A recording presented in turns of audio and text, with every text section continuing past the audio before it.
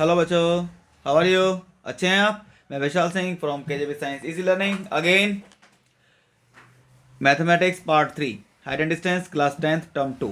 Okay बच्चों, तो start करिए आपका आज का क्लास 10th का हाइट एंड डिस्टेंस का टॉपिक। और देखिए कितने अच्छे अच्छे क्वेश्चंस हैं आपके पास आज करने के लिए, और पक्का आपके एग्जाम में ये क्वेश्चन आ रहे हैं।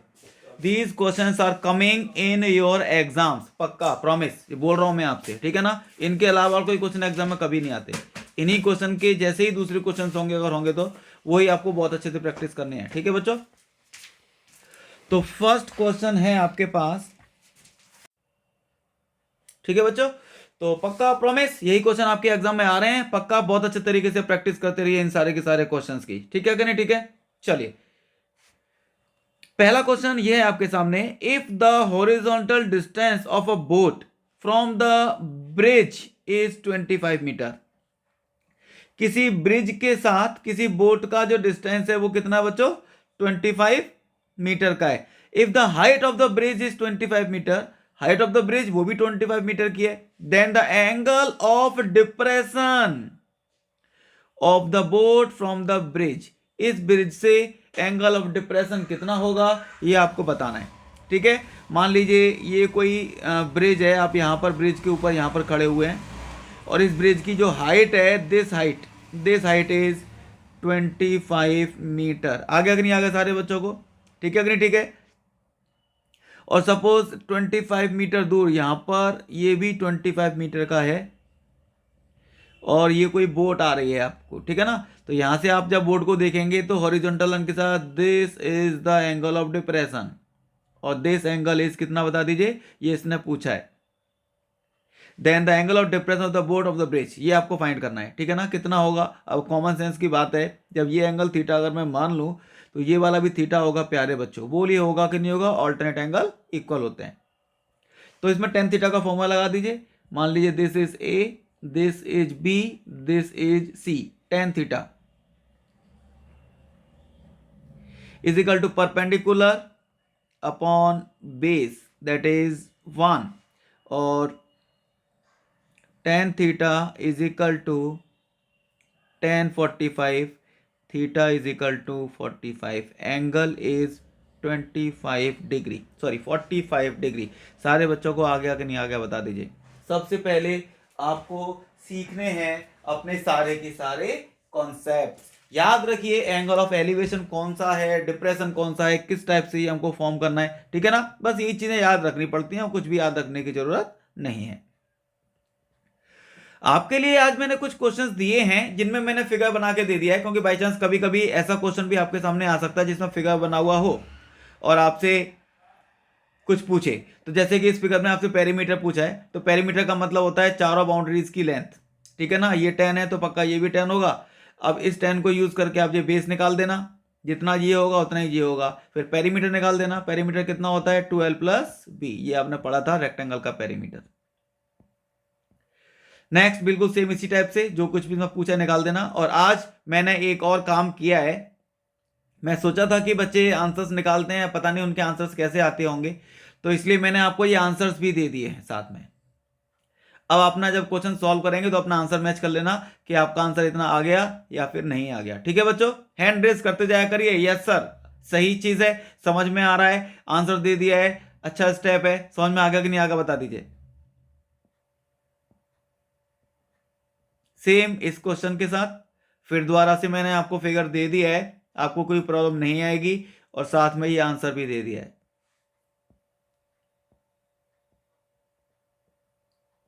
ये क्वेश्चन भी देखिए, ये भी होमवर्क का है, ठीक है ना। ये भी आपके लिए क्या है बच्चों? होमवर्क है, ठीक है बेटा। अब वापस आते हैं इस क्वेश्चन पे। Length of the string between the kite and a point on the ground, length of the string between the kite and a point on the ground is 90 metre. Kite और ग्राउंड पर आप किसी point पर खड़े हैं, तो वहां से उस काइट का जो डिस्टेंस है, जो लेंथ है स्ट्रिंग की, उसके धागे की जो लेंथ है वो 90 मीटर की है। सपोज मैं आपके लिए काइट बना देता हूं, ठीक है ना, ये काइट है। ग्राउंड पर यहां पर आप खड़े थे, तो स्ट्रिंग की जो लेंथ थी दिस इज 90 मीटर, ठीक है ना।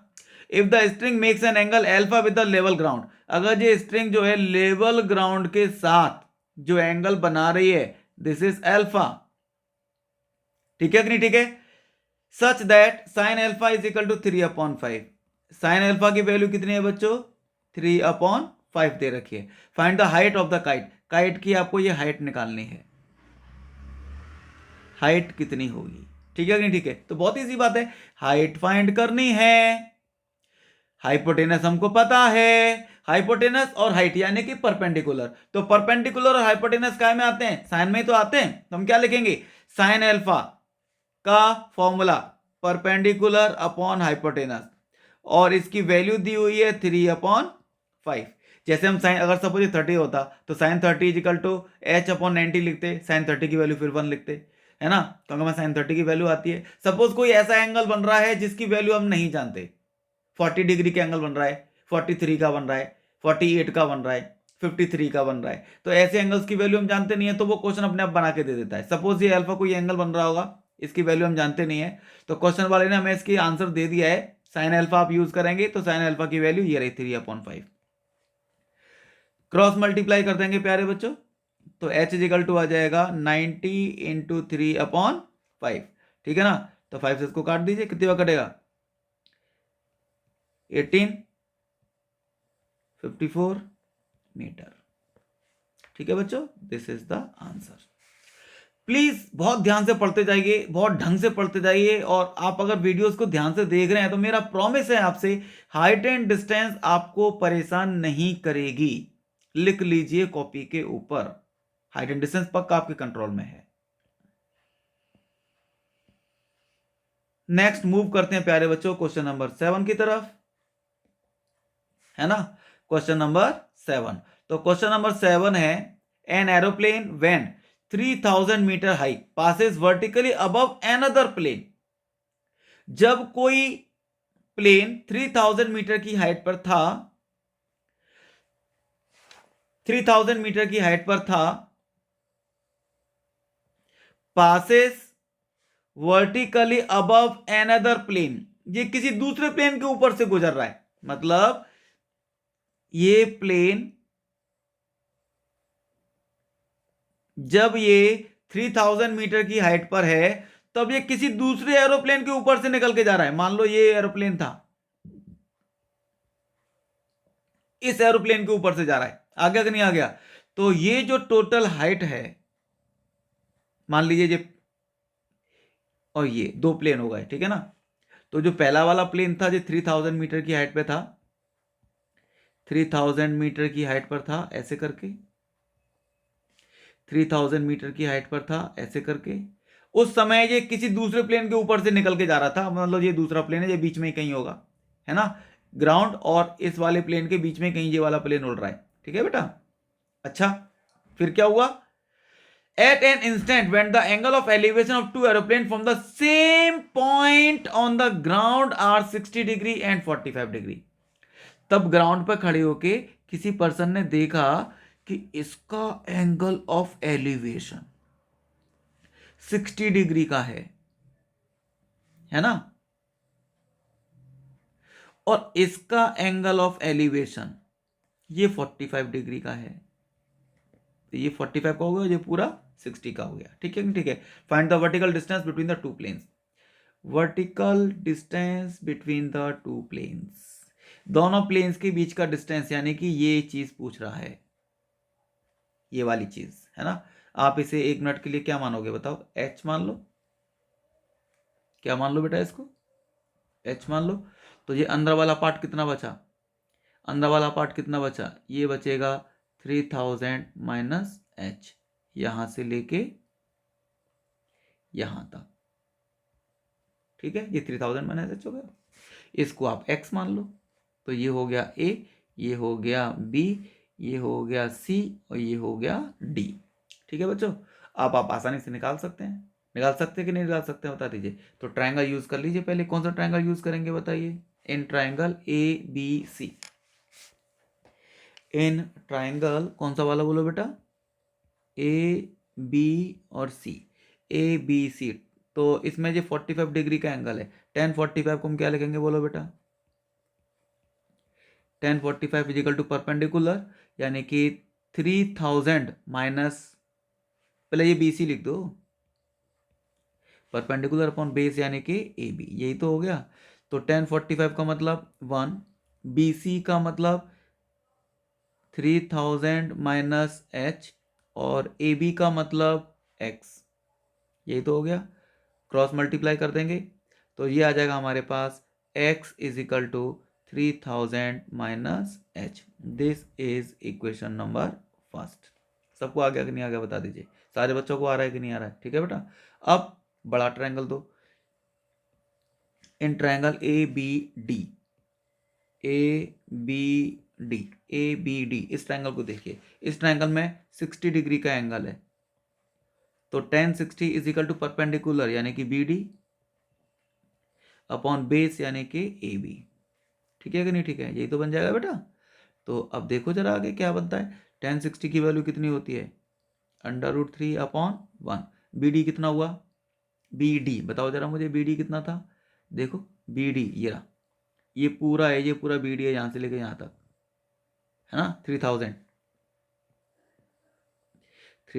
अपॉन ए बी कितना था बता दो बेटा? एक्स था। तो यहाँ से जब हम एक्स की वैल्यू निकालेंगे तो दिस इज 3000 अपॉन √3। अब आप इसे रेशनलाइज कर सकते हो, कैसे रेशनलाइज करेंगे बता दो? √3 अपॉन √3, है ना? तो कितना आ जाएगा बता दो बेटा? 3000 √3 डिवाइडेड बाय 3, इससे इसको डिवाइड कर देंगे 1000, तो दिस इज 1000 √3 मीटर। पक्का सारे बच्चों को आ गया कि नहीं आ गया? अब इस x की वैल्यू को अगर मैं फर्स्ट इक्वेशन में डाल दूं तो मेरे पास h आ जाएगा कि नहीं आ जाएगा बता दीजिए, है ना? तो आप एक काम करेंगे, बस पुट इन फर्स्ट वाली इक्वेशन क्या थी आपके पास, पहले तो मुझे ये बता दो। फर्स्ट वाली इक्वेशन ये रही, x is equal to 3000 minus H, X के प्लेस पर लिख दो 1000 √3 is equal to 3000 minus H. आ गया कि नहीं आ गया बता दीजिए, बोलो। ठीक है बेटा। तो अब यहां से h कितना निकलेगा? h इज इक्वल टू कितना निकलेगा? 3000 माइनस 1000 √3। अब आप इसमें से 1000 को कॉमन ले लो, तो ये बचेगा 3 माइनस √3। ठीक है ना? तो अब तो आंसर आ गया आपका, दिस इज द आंसर। अगर आप चाहो तो लिख सकते हो 3 माइनस 1.732, माइनस कर लेना, दिस इज द आंसर। पक्का सारे बच्चों को आ गया है कि नहीं आ गया है? तो कंसेप्ट आपको आना चाहिए बहुत अच्छे तरीके से। क्वेश्चन ने आपसे जो बोला था वो आपकी बात समझ में आनी चाहिए। उसने बोला था कि जब ये वाला एरोप्लेन 3000 मीटर की हाइट पर था, तब उस समय ये किसी दूसरे एरोप्लेन के ऊपर उड़ रहा था, इसके ऊपर उड़ रहा था। तो आपको इन दोनों के बीच का डिस्टेंस कितना है ये पता लगाना है। और क्वेश्चन में दिया हुआ है कि ग्राउंड पर किसी पॉइंट पर खड़े होकर आपने दोनों का एंगल ऑफ एलिवेशन चेक किया था, ऐसे करके 60 डिग्री और 45 डिग्री। ठीक है, ऐसे करके। आगे वाला क्वेश्चन बिल्कुल सेम इसी टाइप से आपके लिए है। पक्का पक्का पक्का सारे बच्चों को ये आ जाएगा। I have given the answer. पक्का सारे बच्चे चेक कर सकते हैं कि आपका आंसर आया या फिर नहीं आया, जिससे कि अगले दिन आप क्लास में मुझसे पूछ सके कि सर आपने ये क्वेश्चन करवाया था, हमारा आंसर नहीं आया। ठीक है ना? वैसे तो आपको पता ही नहीं चलती आपने जो किया है आपका आंसर आया है कि नहीं आया है। This question is also for you because this is the end of the chapter. हमने काफ़ी सारे इसके वीडियोस किए हुए हैं और बहुत सारे क्वेश्चंस हमने प्रैक्टिस किए हुए हैं इसके। तो this is the end of this chapter, इसलिए इसके काफ़ी सारे क्वेश्चन मैंने प्रैक्टिस के लिए आपको दिए हुए हैं, जिससे कि आप और ज़्यादा अच्छे तरीके से प्रैक्टिस कर लें। ठीक है बच्चों, चलिए।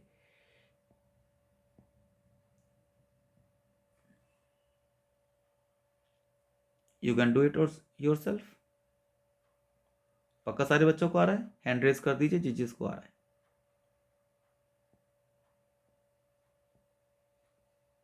This question, this question. देखिए, a man standing on the deck of a ship, किसी शिप के डेक के ऊपर कोई एक इंसान खड़ा हुआ है ना, और 10 metre above the water level, जो वाटर लेवल से 10 मीटर ऊपर है, मतलब समंदर का जो पानी होगा, सी का जो वाटर लेवल होगा, उससे 10 मीटर ऊपर खड़ा हुआ है वो, ठीक है ना। एंगल ऑफ एलिवेशन उसने चेक किया, किसका, top of a hill as 60 degree, उसके सामने कोई हिल खड़ा होगा, उस हिल का उसने टॉप चेक किया, 60 डिग्री का एंगल आ रहा था। एंगल ऑफ डिप्रेशन चेक किया, नीचे झुक के देखा किसको, बॉटम ऑफ द हिल को, तो वो 30 डिग्री का आ रहा था। तो find the distance of the hill from the ship and height of the hill, hill की हाइट निकालनी है और हिल से शिप कितनी दूर है ये पता लगाना है। मान लीजिए दिस इज द हिल, ये सी लेवल हो गया, पानी का लेवल, यहां से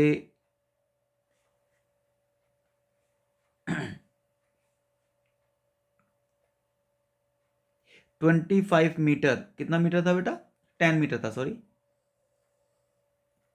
10 मीटर, 10 मीटर की हाइट पर यहां पर कोई एक पर्सन बैठा हुआ है ना, ये 10 मीटर हो गया, ठीक है बेटा, यहां पर कोई पर्सन बैठा हुआ है पी। अब इसने जब हिल का टॉप देखा ऐसे करके, तो एंगल ऑफ एलिवेशन बना, कितना बना बता दीजिए, 60 डिग्री। तो हॉरिजॉन्टल लाइन के साथ एंगल इज 60 डिग्री, ठीक है, आ गया कि नहीं आ गया। फिर डिप्रेशन चेक किया इसकी बॉटम का, इसकी बॉटम को देखा, तो ऐसे करके वो क्या बन गया, डिप्रेशन, और ये जो डिप्रेशन का एंगल बना वो कितना बना बता दो, 30 डिग्री, ठीक है, 30 डिग्री बन गया। तो फाइंड द डिस्टेंस, अब आपको ये निकालना है कि ये जो शिप है, S for ship, H for hill, के बीच का डिस्टेंस कितना है, पहली बात, और दूसरी बात ये कि इस हिल की हाइट कितनी है, एच, ठीक है बच्चों, कॉमन सेंस की बात है, जब ये 10 है तो ये वाला भी 10 ही होगा, है ना, और ये पूरा h है और ये 10 है, तो ये वाला कितना बचा, h-10, जो पूरी हाइट h है, यहां से यहां तक जो पूरी h है, इसमें से इतनी इतनी 10 माइनस कर दो, तो पक्का ऊपर वाली h-10 बचेगी, है ना, पी एस, ये h हो गया, h हो गया, और इसे a मान लो, इसे b मान लो, कुछ भी मान लो भाई, ठीक है ना। अब कॉमन सेंस की बात है भैया, जब ये x है तो ये वाला भी x ही होगा, x मान लो। अब आपके पास दो ट्रायंगल हैं, दोनों ट्रायंगल हमेशा यूज करते हैं, इन दोनों ट्रायंगल को आप यूज कर लो। तो देखेंगे इन ट्रायंगल पी ए एच, कौन सा ट्रायंगल बता दो बेटा, P A H, P A H, ध्यान से देखना, 10-30 इजिकल टू परपेंडिकुलर, इस वाले एंगल के लिए ये परपेंडिकुलर कहलाएगा, यानी कि 10, यानी कि ए एच, और बेस कितना हुआ, पी ए, ठीक है ना। 10-30 की वैल्यू 1/√3, ए एच का मतलब 10 और पी ए का मतलब x, क्रॉस मल्टीप्लाई कर देंगे तो x इजिकल टू 10√3 मीटर। सबको आ गया कि नहीं आ गया बता दीजिए, सबको आ गया कि नहीं आ गया बता दीजिए। अच्छा, तो अब देखेंगे बेटा ट्रायंगल नंबर 2, कौन सा ट्रायंगल देखेंगे, ये वाला, क्या नाम है इसका, P A B, in triangle P A B 1060 कितना होगा बताओ बेटा, 1060 इजिकल टू परपेंडिकुलर यानी कि ए बी अपॉन बेस यानी कि ए पी। 1060 की वैल्यू कितनी हो गई, √3/1, और ए बी कितना था, ए बी ये h-10 था, देखो जरा, देखो बेटा देखो, ध्यान से देखा करो, h-10, तो इसको तो हम h-10 लिख देंगे, और ए पी कितना था, ये x था, तो क्रॉस मल्टीप्लाई कर देंगे, तो x√3 इजिकल टू h-10। अब ध्यान से देखिए, x की वैल्यू कितनी थी, 10√3, और 1√3 पहले से ही लिखा हुआ है, h-10, तो 3 × 10 दैट इज 30, इस 10 को इधर भेज देंगे तो प्लस का 10 हो जाएगा h, तो h इजिकल टू 40 मीटर। पक्का पक्का पक्का सारे के सारे बच्चों को आ गया है कि नहीं आ गया? हैंड जरूर रेज किया करिए और बोल दिया करिए, कमेंट जरूर किया करिए कि यस सर मुझे आ रहा है या फिर नहीं आ रहा है। ठीक है कि नहीं? ठीक है, बहुत ध्यान से करते जाइए, काफ़ी अच्छे क्वेश्चन है और वेरी इंपॉर्टेंट। जरूर लिख दीजिए इन सारे के सारे क्वेश्चन पर। जब आपके एग्जाम्स आएंगे स्कूल्स के या बोर्ड्स के, पक्का आप यही क्वेश्चन अपने एग्जाम में देख रहे होंगे। ठीक है बच्चों, चलिए देखिए नेक्स्ट क्वेश्चन, ये भी है आपके पास। ठीक है, ये भी आपके पास एक क्वेश्चन है और पक्का इस क्वेश्चन को आप सॉल्व करेंगे अपने आप से। किस किस बच्चे को ये क्वेश्चन आता है? जल्दी से हाथ ऊपर कर दीजिए। किस किस बच्चे को ये क्वेश्चन आ रहा है? सारे लोगों को आ रहा है कि नहीं आ रहा, बता दीजिए। पक्का सब लोगों को आ रहा है ना? प्लीज सारे बच्चे पढ़ेंगे अपने आप। मैं फिगर भी नहीं बना के दे रहा आपको, इसका आप खुद ही बनाएंगे। फिगर ड्रॉ करना आपको आना चाहिए कि नहीं आना चाहिए? बस आप अपने आप ड्रॉ करेंगे, अपने आप सॉल्व करेंगे। सॉल्व करने के बाद आंसर मैंने आपको दे दिया है, आप चेक कर लेंगे कि आपका सही आ गया है या फिर नहीं आया है।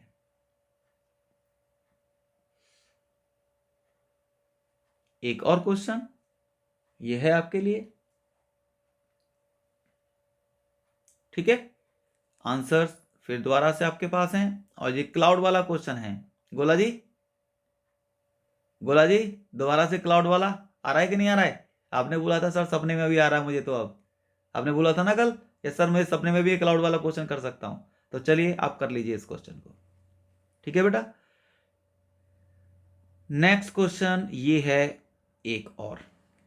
ठीक है बच्चों, तो इसमें लिखा हुआ है from a window 60 metre above the ground. Ground से 60 मीटर ऊंची हाइट पर कोई एक विंडो है। A house in a street, गली में कोई घर होगा, उस घर पे 60 मीटर की हाइट पर क्या है बता दीजिए, एक विंडो है। अब the angle of elevation and depression of the top and foot of another house. अब इस विंडो में खड़े होके आपको गाना नहीं गाना, ये चांद सा रोशन चेहरा, गाना थोड़ी गाना है भाई। इस विंडो पे खड़े होके आपको एंगल ऑफ एलिवेशन चेक करते हैं। पहले तो विंडो पे गाने होते थे मेरे सामने वाली खिड़की में, है ना?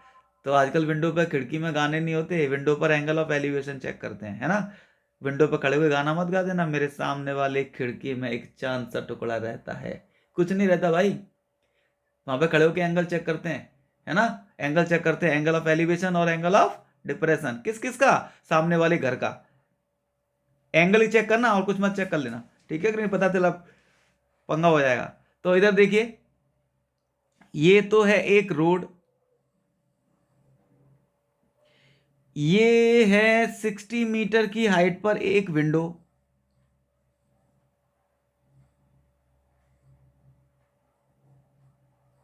है ना? अब इस विंडो पे खड़े होके कोई पर्सन इस विंडो पे खड़ा हो गया, पी फॉर पर्सन, यहां खड़ा हो गया। और यहां पे खड़े होके क्या कर रहा है? गाना थोड़े गा रहा है, सामने वाली खिड़की में क्या कर रहा है बताओ? एंगल ऑफ एलिवेशन चेक कर रहा है। किसका? इस गली के सामने एक घर बनाऊंगा तेरे घर के सामने, फिर एंगल ऑफ एलिवेशन चेक करूंगा। ठीक है ना? तो यहां पे खड़े होके जब इसके टॉप को देखा तो एंगल ऑफ एलिवेशन बना, कितना बना बताइए? एंगल ऑफ एलिवेशन 60 डिग्री का। तो हॉरिजॉन्टल लाइन के साथ दिस एंगल इज 60 डिग्री। ठीक है बेटा, एंड डिप्रेशन ऑफ फुट, इसका फुट ये है सामने वाले घर का, यही तो फुट है। इसको देखेंगे तो ऐसे करके डिप्रेशन बनेगा, और ये डिप्रेशन कितना बनना था बता दीजिए? 45 डिग्री। ठीक है ना? तो अब क्या करना है? Show that the height of the opposite house is 61 plus under root 3 metres. सामने वाले घर की हाइट निकालनी है। मान लो सामने वाले घर की हाइट h है। सामने वाले घर की हाइट कितनी बता दो बेटा? h है। तो ये कितना हो जाएगा? 60 मीटर का तो यही था, ये वाला। तो ऊपर वाला कितने का बचा? h minus 60। h माइनस 60 का बच गया कि नहीं बच गया? तो P Q R S T ऐसे। ठीक है बेटा, अब इस गली की चौड़ाई हमें पता नहीं है, इसको x मान लो तो सामने वाली भी x हो जाएगी। ठीक है कि नहीं? ठीक है, तो बात खत्म हो गई, बात खत्म। अब देखिए इन ट्राइंगल, कौन सा वाला ट्राइंगल बता दो बेटा? PSR। PSR ट्राइंगल देखिए, 1045 इज इक्वल टू परपेंडिकुलर, यानी कि SR अपॉन बेस यानी कि पी एस, 1045 1 हो गया, एस आर 60 हो गया, पी एस एक्स हो गया, तो यानी कि x is equal to 60 metre. पहली बात फिनिश हो गई, x की वैल्यू हमने 60 निकाल दी, ठीक है ना।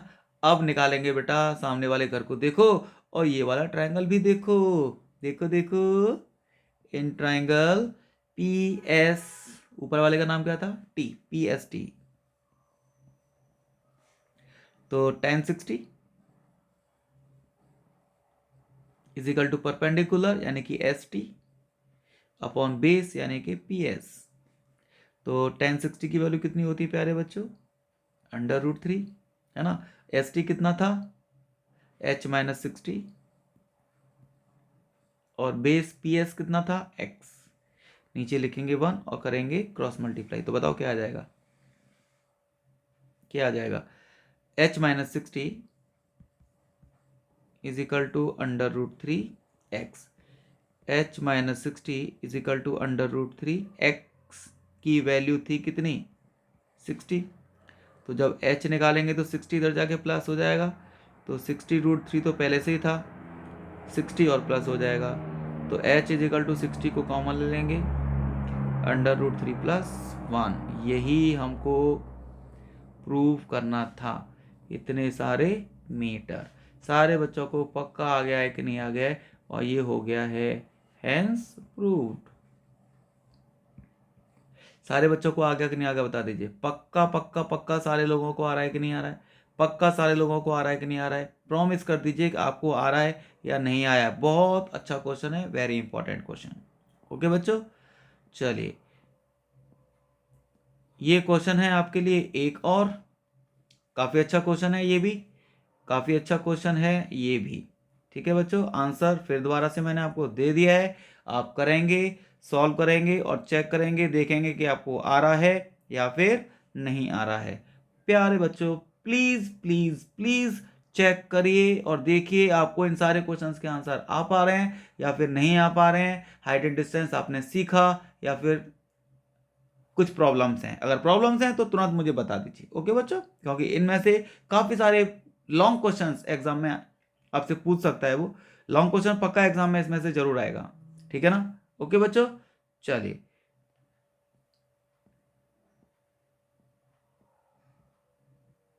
This is the end of today's session.